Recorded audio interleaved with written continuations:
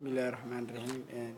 Fiidiyogan wuxuu ku saabsan yahay sida waxa loogala soo dego vidmate-ka adigoo isticmaalaya vidmate. Casharkan waxaa diyaariyay anigoo ah Cabdiruus Cabdimadar, waxaana u diyaariyay asxaabteyda kuwa ka mid ah.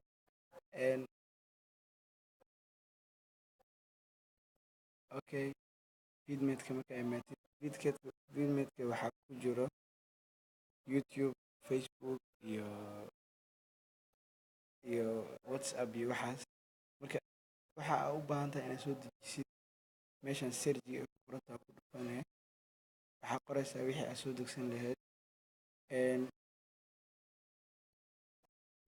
Sheekh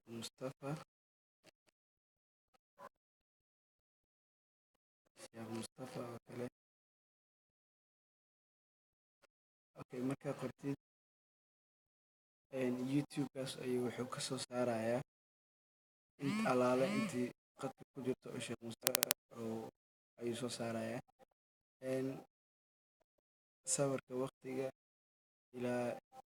ilaaliyaha tala saaro ilaahay tala saaro. Marka fiidiyowga ku dhufanay fiidiyowga marka ku dhufatid meeshan waxaa kaaga soo baxayo mid yar baal yara kaaga soo baxayo. Baalkan gaduudka oo yarka ah ayaa lagala soo degaa hadda boodbooda ayaa lagala soo degaa fiidiyowga waxa uu yahay. Marka fiidiyowga uu ku soo baxo haddii uu ku qanciyo inaad soo degsatid aad u baahan tahay, marka waxaa sameynaya meeshaan ku dhufanay gaduudka. Markaa ku dhufatid get video information analyzing video complete. Inta wax lagala soo degi karo ku keena mp3 maarata maqal, mp4 oo maqal ah, wixii fiidiyow ahna 4 xabba 3 xabba laga helaa, wixii oo maqal ahna 2 waa. Okay, fiidiyowga sida u kala nambar badan yihiin ayay u kala daawasho qurux badan yihiin.